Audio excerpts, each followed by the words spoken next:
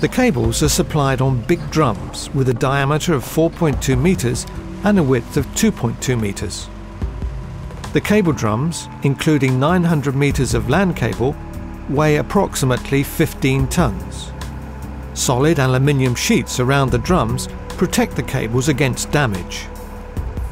If the air temperature drops below 5 degrees C, the cable on the drum must be heated up using hot air for approximately 24 hours before the laying of the cable.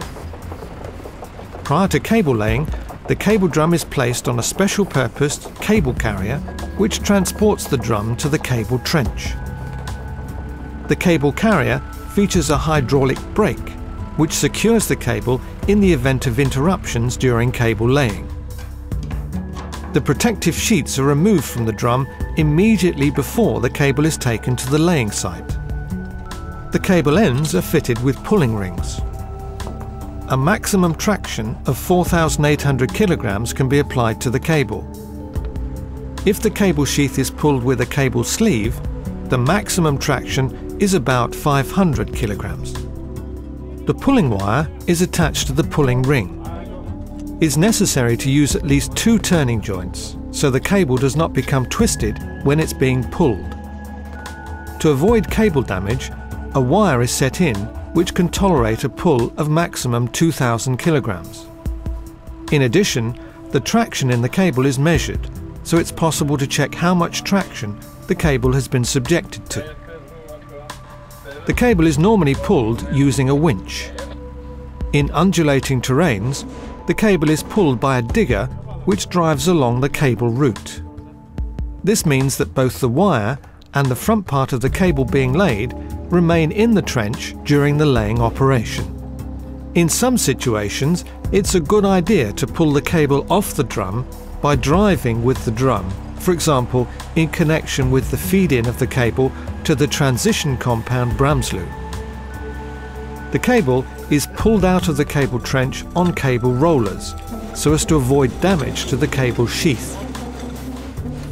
Laying cable around sharp bends is carried out by means of special rollers to make the bending radius sufficiently large and to prevent the cable from sliding against sharp edges.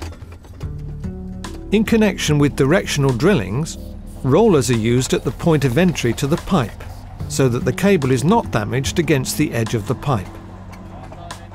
Once the cable has been laid and the length has been adapted to the position of the joint, the cable is cut. It is sealed using waterproof sealant to prevent the ingression of moisture. After the cables have been laid, they're positioned in the trench with a spacing of 300 millimeters. Empty pipes are laid for a fibre optic cable which can be used for temperature monitoring of the cable. If the cables are laid in a flat configuration, the empty pipe is placed close to the middle cable. The pipe is attached to the cable by means of strips to ensure a well-defined positioning in relation to the cable. On the Capia Bramsloo section, the shield is only earthed at one end of the cable. Consequently, a continuous earthing cable is also laid. The earthing cable is a 300 square millimeter copper cable connected to the earthing grid at the cable transition compounds. In the event of an overhead line fault, a zero sequence current will be led through the earthing cable. The establishment of this earthing cable for single point bonded systems ensures low zero sequence impedance. Cables and empty pipes are subsequently covered by 10 centimeters of sand. Certain requirements are made in respect of the maximum grain size of the sand, as well as grain size variation. The more sand is compacted, the greater the thermal conductivity.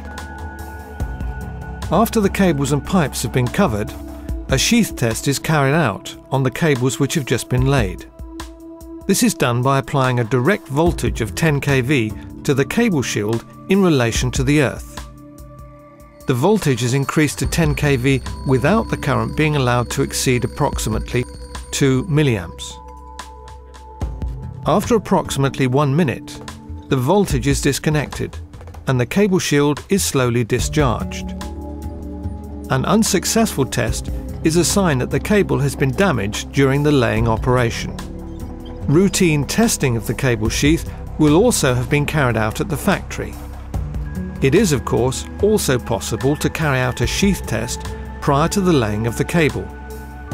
Whatever the case may be, it's always important to monitor the cable as it leaves the cable drum. Any damage and defects should be reported to the cable supplier supervisor on site, and the damage is marked on the cable.